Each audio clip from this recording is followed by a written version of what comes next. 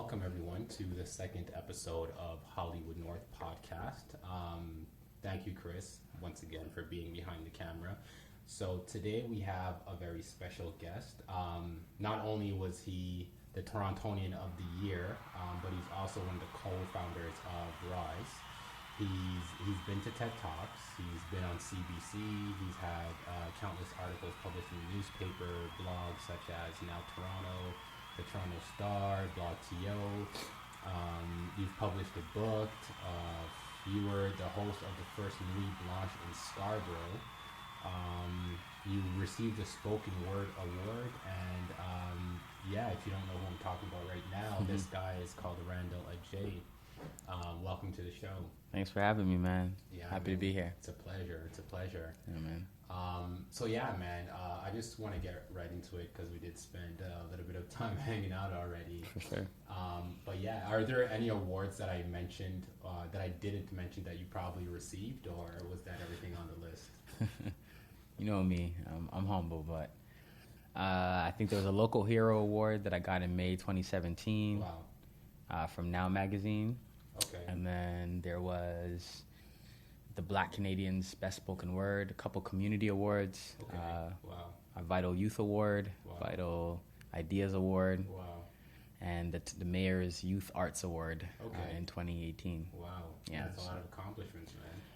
Thanks, man. Appreciate it. Yeah. No, I mean, I'm super proud of you because, number one, it's not everyone that gets to see the age of 28 inner city. But I mean, we're actually close. Like, we went to high school together. Yeah. So it's cool to see the change from when we were kids to what you're doing now. Mm-hmm. So my question to you is, tell us a little bit about your journey. Like, where did you start and how did you get to where you are today? I think things for me really started, as a really, as a young person, like growing up in Flemo and trying to figure out who I was, being from Ghana, being African, and, having to kind of navigate my identity. I think that's where it really started, my identity, not only as someone who's African, but also someone who's a creative, intelligent, and the color of my skin and navigating that, you know what I'm saying? Right, because that's not always easy. That's not always easy. And it was nice growing up in Flemo because Flemo was one of those places where, just super diverse place. Probably the most diverse place in the world, actually, in terms of, like, neighborhood. Bless you. Sorry. It's a really diverse place as far as neighborhood. And so, navigating that area was really tough. I was going through a lot of, like, family stuff at that time. I was really angry. Just life, man. Life that was kind of going on for me. And I think as I got older, I moved to Scarborough. And I met shortly after. But when I moved to Scarborough, I got myself into a lot of trouble hanging out with the wrong people. Okay. How long were you in Flemo for before you moved out of there? I think I lived in Flemo for about 5 years. So, just basically from just before I turned 6 and just before I turned, I think 10, 11 years old, around that. Okay. Yeah. And for those who don't know what Flemo is, can you just explain what is Flemo? Flemington Park is located at Don Mills in Eglinton. Okay. It is the most diverse community in the world per capita as far as people who live in that neighborhood. Okay. And almost every country in the world is represented there. And so in my growing up in Flemo, one thing I really loved about Flemo was I had a friend named Dongwoo. He invited me over to his place. He was from Korea. Okay. We went over there and I had some sushi with his family. His family really liked me. Okay. I had a friend named Ali. He was Somalian. I could go check him. I had a friend named Aaron. He was Trini. I could go check him. My friend Jeffrey from Jamaica, but also by way of Halifax. You know what I'm saying? It was just super diverse. Right. And that's just a handful of friends. I had a friend named Komanthini from Sri Lanka. Bro, it was just a lot of, you know what I'm saying? It was just super diverse. So my classroom, looking around, I seen people from all over the world. And it taught me how to really accept myself. But at the same time, I had to navigate my identity. And I think the challenge for me was really growing up in Scarborough, where a lot of other, I don't even want to use the term black males, but other dudes that we were kind of going through the same thing, trying to figure out who we were as people, navigating this really toxic, masculine, world, right? And then at the same time trying to figure it out by getting in trouble. You know, I got arrested when I was really young. Like at 12 years old, I was behind, in jail a couple times. And then, like after that experience, my parents just said, yo, we got to move. Like, we can't have you here. My principal said I was like the worst student she ever had in 31 years of teaching. Oh my God. And so I moved to this new school, Henry Hudson, which is just down the street from, the school I went to. And that was when life really changed for me. Like the kids were just different. You know what I'm saying? Kids were different. They thought differently. This girl was complaining about getting a 72 when like in my old school, getting a 72 was like getting an A, but she was complaining about that. So it just really shifted my mindset. And then I had a teacher, who really seen something in me, and she wanted me to, I guess like bring out my potential that I had inside of me. So I got into basketball and poetry, and that's when I actually met you. And of course, I decided to go to Mother Teresa after that. And after Mother Teresa, like the world just opened up for me, literally, Right. No, I mean, that's very interesting, actually, because I don't really remember my first memory of you, but I know that if I need to recall the oldest memory of you would have been probably in grade 8 in a basketball jersey. Definitely. I remember that actually. Right. Yeah, man, but that's actually interesting. I find that there's also a lot of things that I don't really know about you, despite the fact that we've been friends for so long. But Definitely. You've taken such a big leap in your growth, because like you said, when we started, like we met as basketball players, right? But now it's like hearing how does a basketball player go from playing basketball to winning all these awards that people never even knew existed, right? So it's really beautiful to see. Thanks, man. Appreciate it. It's been quite the journey. Beautiful journey, though. Yeah. So talk to us about, so at some point when you were playing basketball, okay, we were all good. Okay? It's unfortunate that YouTube and Instagram and whatever wasn't, invented back then. Oh, man. But you were actually on the top 50 list in Ontario as one of the best ballers. So what was your journey to get to that? My journey to get to that was like realizing that I really love the game of basketball. I loved it so much that I was willing to sacrifice and wake up early and do the things that a lot of people weren't willing to do. It was like meeting guys like you who are really talented, and like guys like you, Ashton, Corey. Like literally just seeing like talent. I was like, yo, I want to be better, man. I want to just keep grinding. I want to get better at this thing. But then realizing I could get a free education out of it, and that my parents wouldn't necessarily have to worry about me getting education. I could play ball and get an education. So that was really my big thing. And I think, basketball is one of those things where a lot of us, when we were young, didn't realize the things we were learning, like dedication and hard work and putting in the effort. You know what I'm saying? So even in addition to that, it's like really being able to like hone a skill, like hone a craft. You know what I'm saying? And for me, my craft was shooting. I love shooting. Like that's. I remember that. I love shooting. Like, you know what I'm saying? Everyone knew you as the guy with the highest arc. Because when you shot the ball, it went high in. And just cough. Exactly. I remember those. Exactly. Yeah, and I changed my form a lot of times, man. It's so crazy. Oh, man. But yeah, I think basketball really led me to where I am today. It just taught me a lot about life. It taught me a lot about who I wanted to be in the future. And it was a blessing, man. Blessing, because I went to MT. You know what I'm saying? You already know what happened at MT. Like this beautiful mess that we are living in. You know what I mean? So right. So explain to the people a little bit that don't really know what the MT experience is, because a lot of us mention it. You hear it in stories. But you tell me, how is it from your point of view? At Blessed Mother Teresa in Malvern, located in Northeast Scarborough. I mean, we were the trailblazers, man. Like we literally, I feel like we created culture, and of course a lot of us were talking to different girls, and we had different friends and went to different schools, and so culture spread in Scarborough. I believe mainly because of us. Like when I heard people at Birchmount using lingo from like the other side of Scarborough, I was like, okay, there's a connection there. You know what I'm saying? But we were trailblazers. We were people who weren't afraid. We weren't really afraid to like.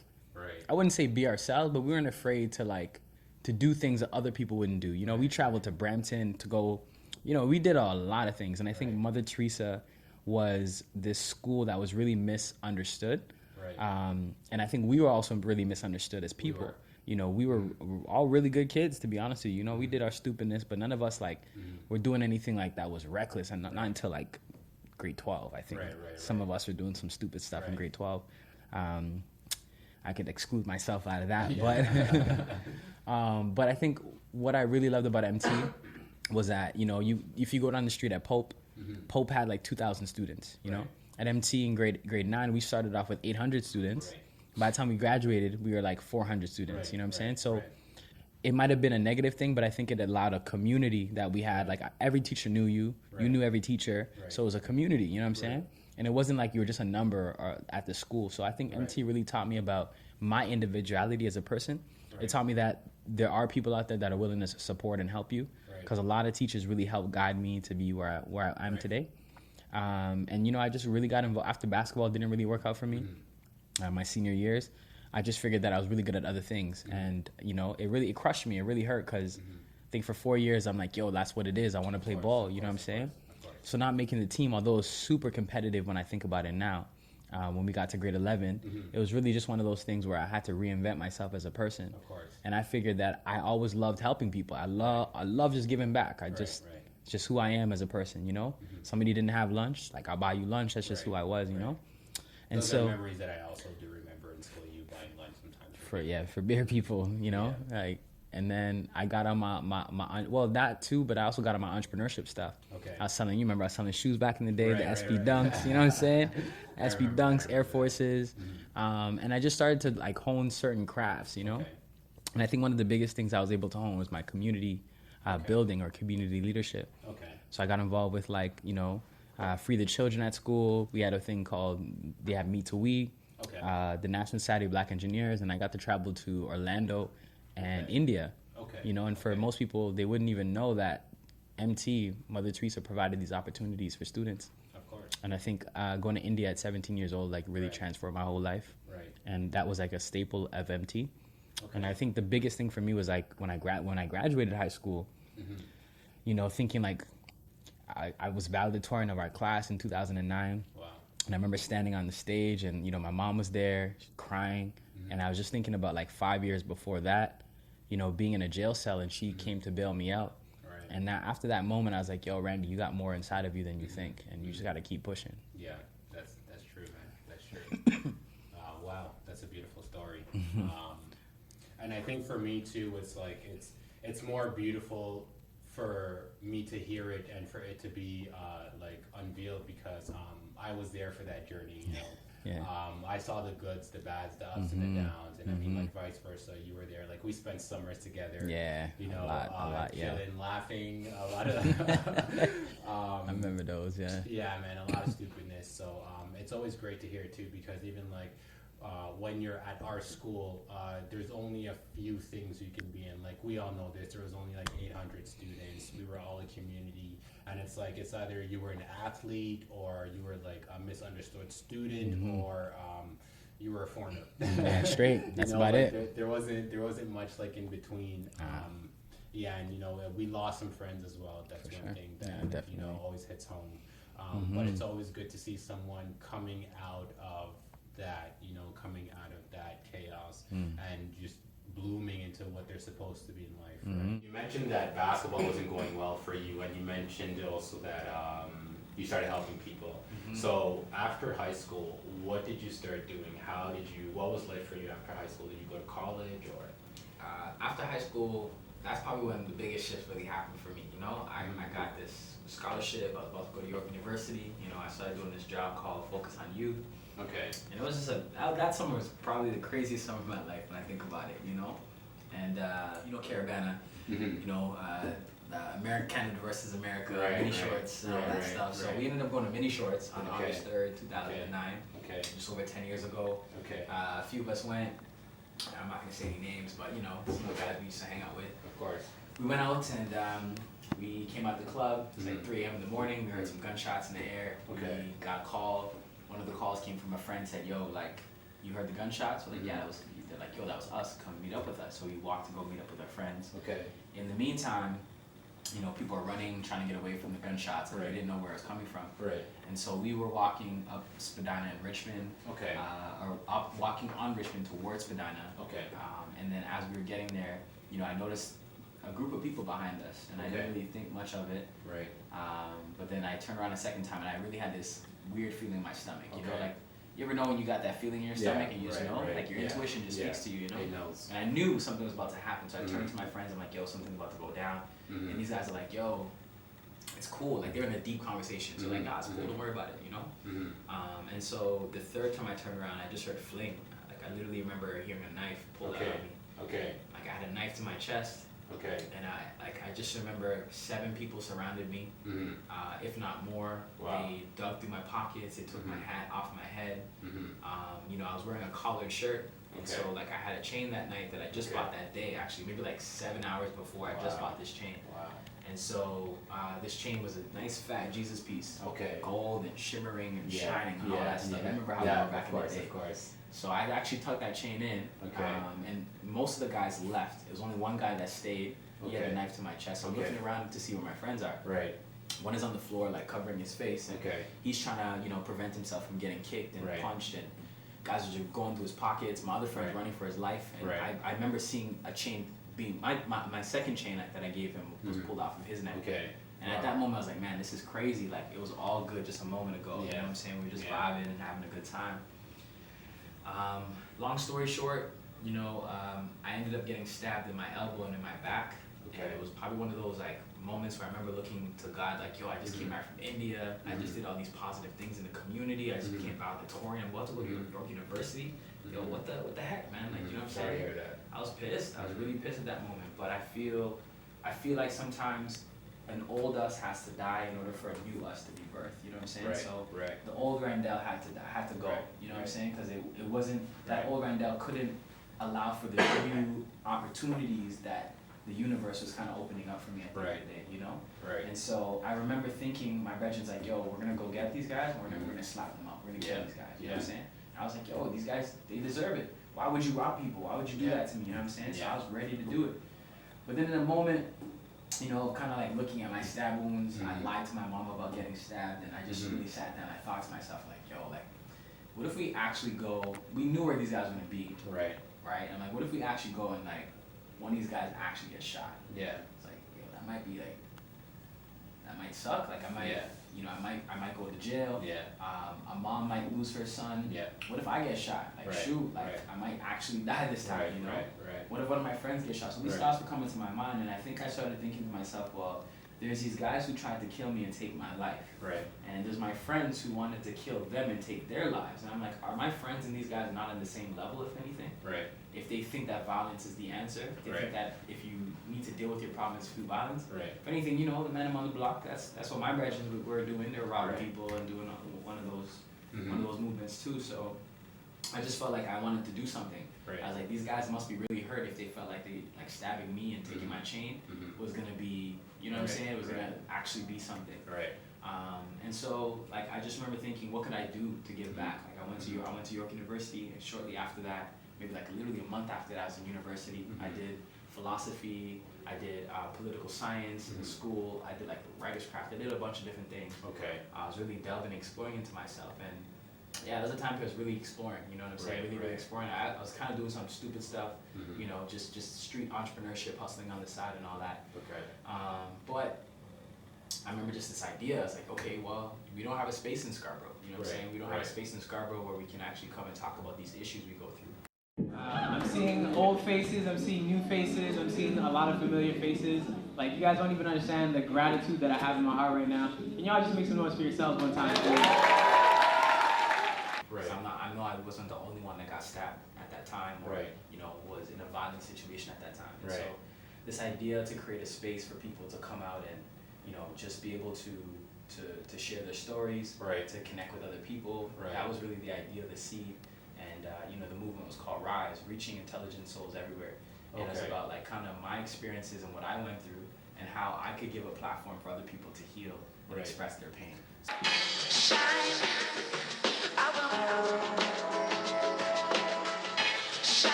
Can you say that again? Because I don't think you know how powerful what you just said was. What does RISE stand for? Reaching Intelligent Souls Everywhere. That is amazing. That is amazing. Thanks, man. Yeah, I mean, I remember when you started Rise. I didn't know what it was at first, but obviously you being my friend, I came and supported. And that's also the time when I moved out because I went to Quebec. I don't know if you remember. Remember that?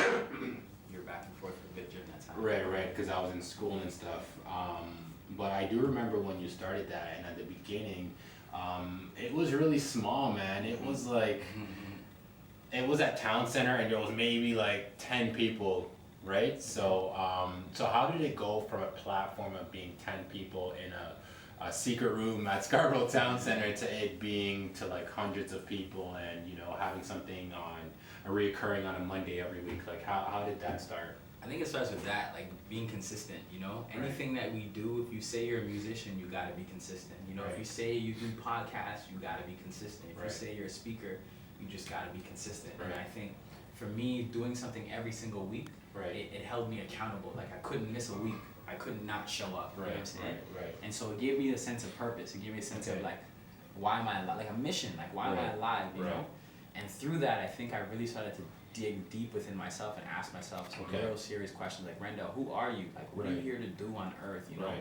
And it was me really having a very spiritual experience with myself, tapping into my spirituality, tapping into, you know, my purpose. Like, I think the most important thing a human being can do is understand what their purpose here on earth is, you know?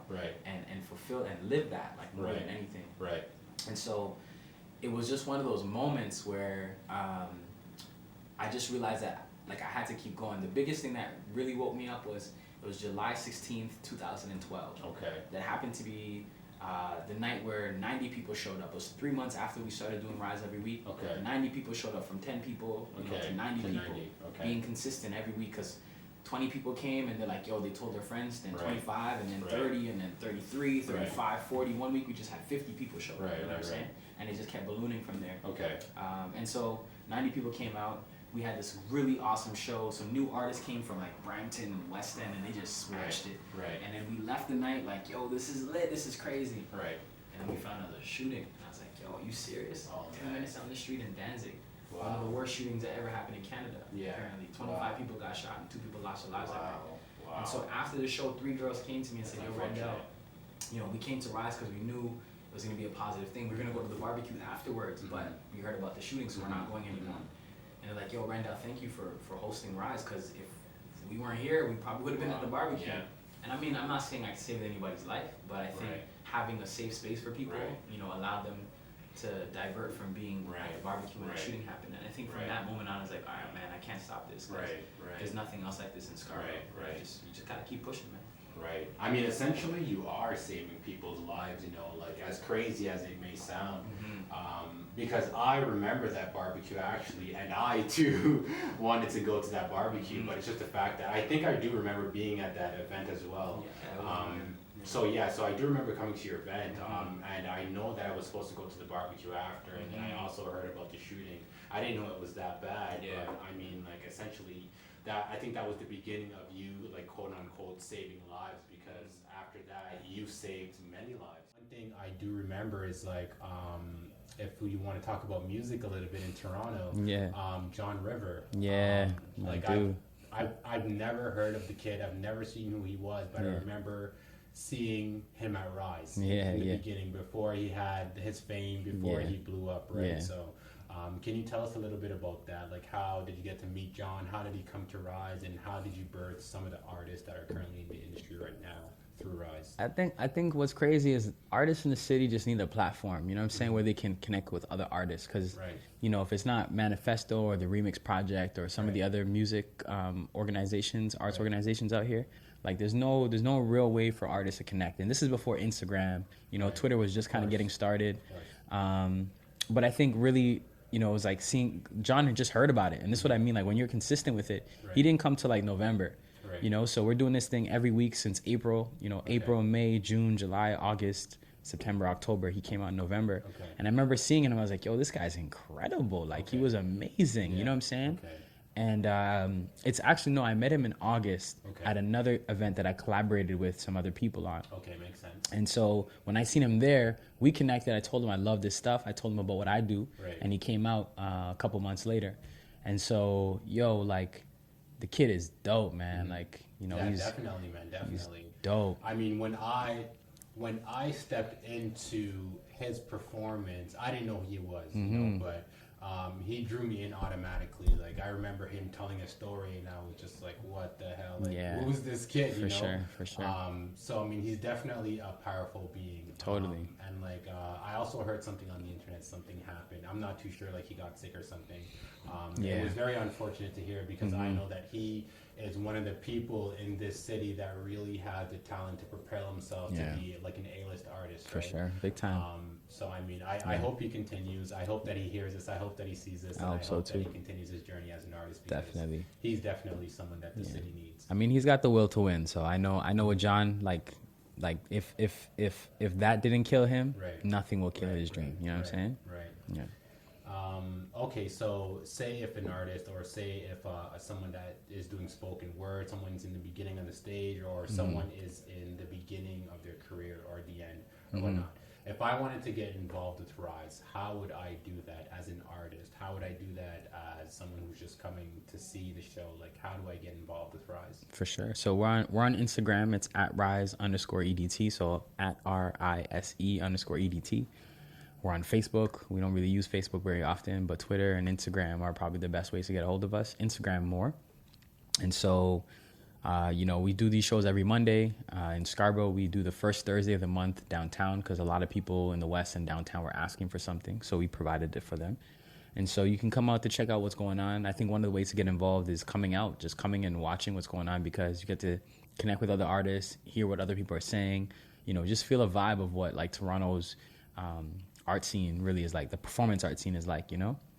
And so from there, I think what really allows things to blossom is like you getting on stage as an artist and sharing your talent, because people are there, you know, to see what you got to do. There's a lot of connections with producers and photographers, videographers, like all types of people that come out.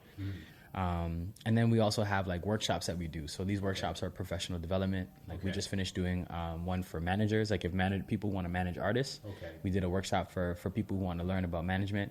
Then we did a workshop about bookings for people who want a booking agent.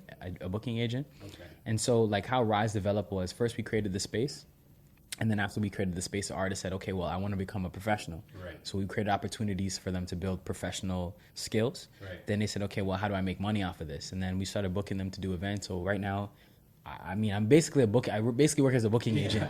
You know, a lot of people hit me up for different events. Secretly, I'm not going to go out there and say that, but I just love giving people opportunity. You know what I'm saying? Like, as an artist, to be paid for something you wrote and you perfected, it's a good feeling, man. Like, I can't even, it's just a great feeling. So, you know, getting a couple bags here and there to kind of really support and pay artists is a beautiful thing. And then you also get an opportunity to give, you know, an organization or a corporation some really good talent, you know? So that's really how the process has been. But like the involvement process is really about coming out, getting connected with the community, and then coming to some of the workshops that we do as well too. Okay. That's amazing. So one thing I do want to talk about is Nuit Blanche. Yeah. So from my knowledge, Nuit Blanche is an event that's been going on downtown that attracts millions of people on the street, and it's pretty much an art festival downtown. Exactly. Is that correct? Yeah, all night arts festival. Yeah. Okay. So recently, last year they had the first one in Scarborough, and you happened to be the host. So congratulations! Thank you, man. Appreciate that. That was very amazing. Like when I heard that you were going to be the host, I'm like, you know what, I have to go just to see what it's about, you know? So how did that opportunity come about, and how did that opportunity make you feel? Well, how it came about was we actually did Nuit Blanche in 2017, and we did a little installation out here, actually right by City Hall. And then, you know, what they were planning to do was bring it outside of the downtown core, because it's been there for like 20 years downtown. So they're like, okay, how do we bring it to other parts of the city? And so Scarborough just happened to be the very first that they started bringing outside of downtown. And, you know, like, I'm Mr. Scarborough, you know what I mean? Like, that's what a lot of people say, I'm Mr. Scarborough. So, you know, just doing arts in Scarborough, I think, has developed a recognition and reputation of people knowing that this is what I do. So we work with them, you know, for like, it was like a 9-month process, basically, working with them to curate this event. Okay. And the event was really all artists from Scarborough. Yeah. It was spoken word, it was hip hop, it was like dance performances. We just wanted to Okay. give Scarborough to see what the talent's out there, because Right. like there's nothing really out in Scarborough, man. Right. You know. No, that's true. So, you know, that opportunity was really dope because we had, like, throughout that night, we had over, like, 3,000 people that came in and out of our space. Okay. And then we also did a film called Within, Okay. and the film was really about Scarborough. It was about Okay. talking about what Scarborough meant to a lot of people, Okay. because Scarborough is this very misrepresented place in the world.